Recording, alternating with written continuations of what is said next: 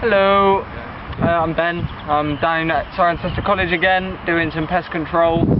I'm on the college field this time, playing field, and we're going to be trapping moles today. Got some clear signs of them. Molehills just here, scattered around the field, so we know they're present in this area.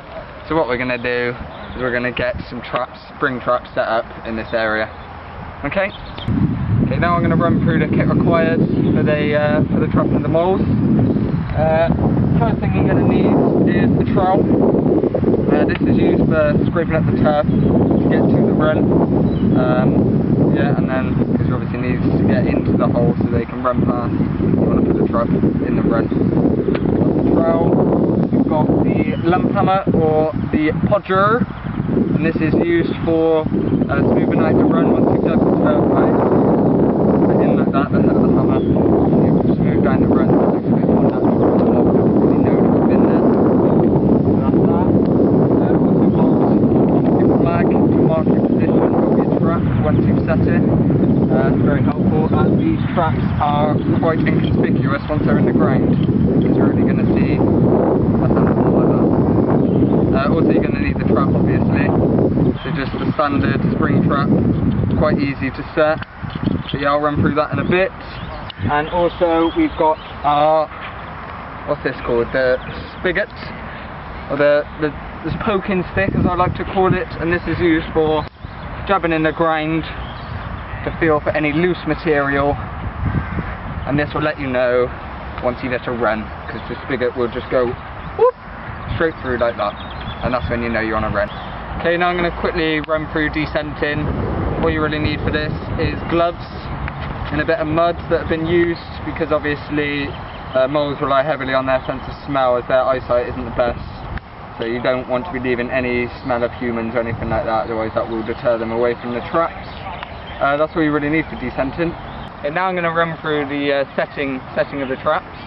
First thing you need to do is you need to find the run, and you use your dibber to do this, as I said earlier, by poking around the ground, feeling for any loose material. Good indication is between molehills, that's probably your best bet to find a run. And as soon as you feel your spigot go in the ground very easily, you know you're near a run. I've just found one. There's one right here. Right, so now, once you find a run, take your spigot out, and you get your trowel, wherever that is. Here he is.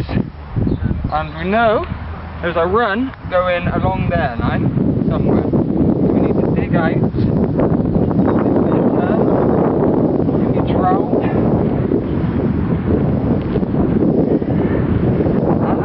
That's come up very easily. That's usually not that easy. That's very easy.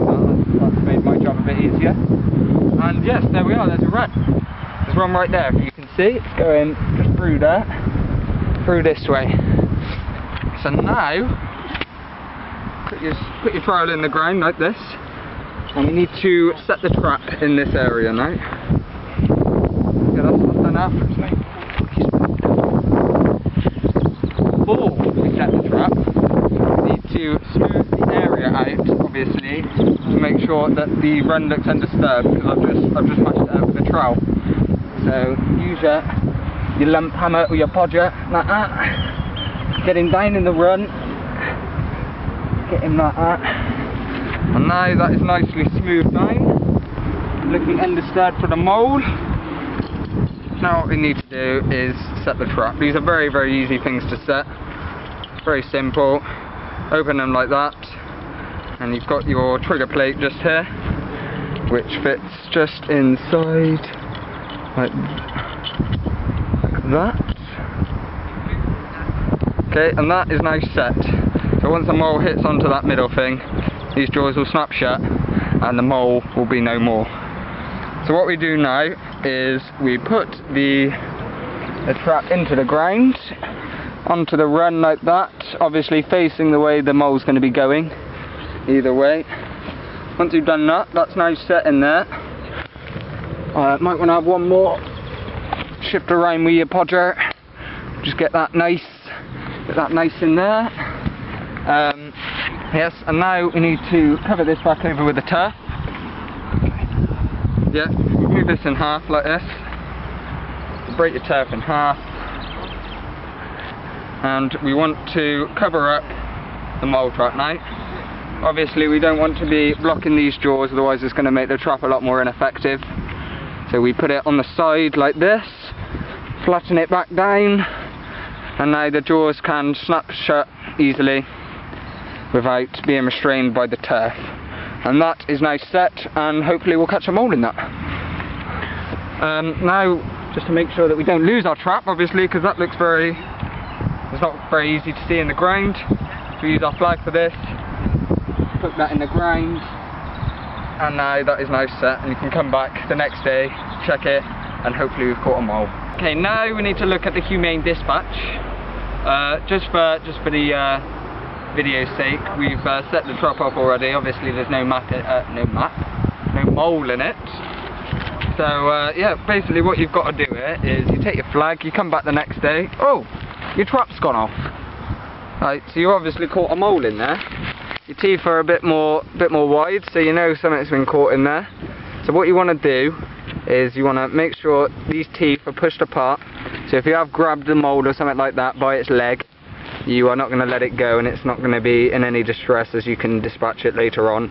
But 99% of the time the mole will be dead in the trap. So what we do here is keep the teeth closed like this and pull the trap out, and you would have a mole in there. And what we'd do now, so the mole would 99% of the time be dead. If not, you'd take him out the trap, and you would either hit him over the head with your hammer or hit him on a fence post or something like that, and that would finish him off nicely. Then once you've had the mole, once he's dead, you want to give him a nice little funeral, pop him back in the hole, and then he can come back to what he once was, which was a bit of carbon. So we bury him back up like that, and he's now dispatched humanely. Okay, now I'm going to run through the piece of legislation you need to follow when trapping with any form of spring traps. First piece of legislation we need to look at is the Wildlife Conservation Act 1981. This is basically ensuring that we are not trapping in any areas that we are aware of non-target species, as that is an offence and you will be prosecuted if you catch any non-target species. Also means that we're checking the traps once a day to make sure there's no suffering of the animals. If they're caught by the leg or something, then you will have to dispatch of them quite quickly. So once or twice a day is the recommended check-in times. Also got the Pest Act 1954, which is ensuring that we are only using traps that are approved, which means they have to be designed to kill instantly. They can't be designed to maim or have the teeth on the pincers or anything like that, because that's bad for the animal's welfare, which is not what we want. Okay, I think that's all the legislation. As I've just run over the legislation, if you are unclear about any of that, you can always refer to the back code practice. They've got everything you need in the setting of spring traps. It will tell you about how to set them a bit more in detail, and it will also tell you what traps are approved and stuff like that. Okay? Okay, now we need to look at some of the advantages and disadvantages of the spring traps. Some of the advantages are that you can, they're very effective killers. They are designed to kill instantly, so it causes the animal very little suffering. So that's a very good point about them. Because they are put in directly into the ground, they are very well concealed, which means you could actually put them in a public area and they wouldn't really, they'd go unnoticed, to be honest. Another good point about them is that you don't need to bait them, obviously, because you're putting it on the mole's run. You know that they'll be going through that area frequently, so no bait is needed, and it gives them no choice but to go through your trap if you put it on the run. They're also very cost effective, to be honest. They're quite cheap to buy, and they will last you quite a long time if you buy a decent make, such as a hedgehog, but unfortunately they don't make them anymore. Disadvantages, poor public perception. So obviously a lot of people do not agree with trapping animals, but this is why they're concealed in the ground and stuff like that, so people can't see them. Also, can be quite dangerous to set. The pincer traps, not so much, because they're fairly easy to set. But if you're using any of the fen traps or anything like that, anything with a stronger spring, they can be very difficult to set, and also can actually be very dangerous if they go off on your hand. Could potentially break a finger or something like that. So just be careful with them. Also, another disadvantage about them is that you can't control whether you're catching a non-target species or not. And if you do catch a non-target species, then it's a bit too late, to be honest, because that animal is either going to be dead or in distress, and you will have to put it down then. So yeah, that's some disadvantages and advantages of the spring trap. The health and safety that you need to look at on this is basically the same as everything. You need to make sure you're wearing steel toe cap boots. Obviously, for when you're using the dibber in the ground, you don't want a spike for your foot. The steel toes will prevent that. Also, you need to wear the gloves as well, as they add a bit of protection if the trap goes off in your hand or something like that, and also adds to the descenting. Okay, so that's everything I think you need to know about the spring traps. I've been Ben.